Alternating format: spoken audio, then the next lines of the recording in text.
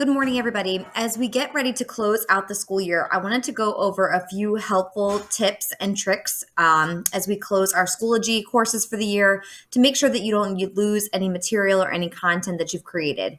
So the first thing I want to show you is that all of your courses will automatically archive at the end of the year. If you don't follow any of the directions or complete any of these steps that I get ready to go over, that's okay. All of your courses will automatically archive. You can find your archived courses by going to courses and then clicking My Courses. And you're going to see two tabs, the current tab, all of the courses that you currently have active that you're enrolled, and your archived courses, all of the courses that have been completed and the grading period has ended. All of those courses will automatically populate directly into this tab right here. Now, this archived course tab is really helpful for a couple of things.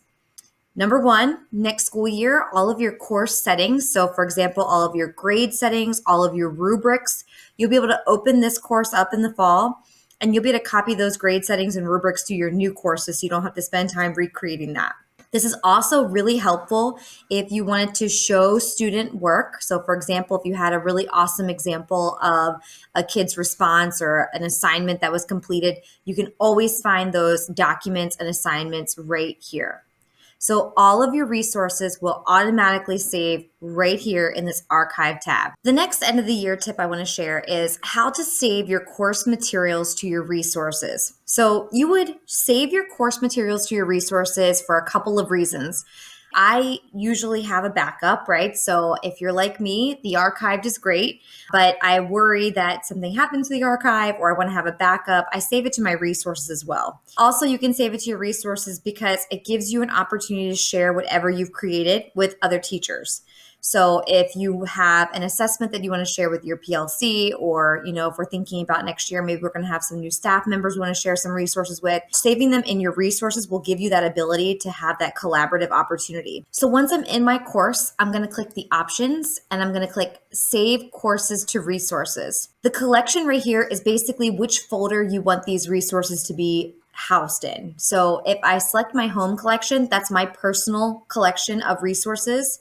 But if I click on this drop down, I could open another folder, and maybe in these folders, I have a couple of people working collaboratively in this folder. So for example, this CIA team folder, we're all working within this folder. So anything I share in this folder, all the people that have access to this folder will be able to use and copy these resources.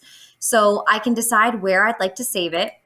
And then I can decide what kind of things I want to save into that collection. So let's say, for example, I just wanted to save one assessment or just one activity or just one part of my course, I could do that.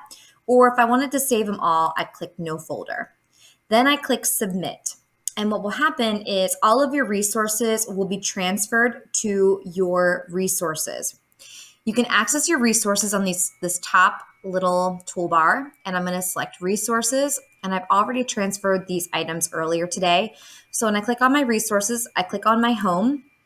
I'm going to see all of the things that I've saved on this collection. And remember, this home collection is my personal collection. I can't add collaborators to this one.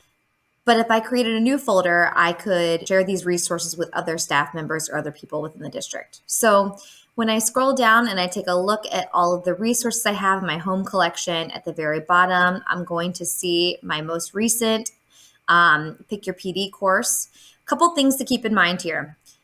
Anytime you create any sort of completion rules, they should save to your resources. You won't be able to edit them in resources, but they will save.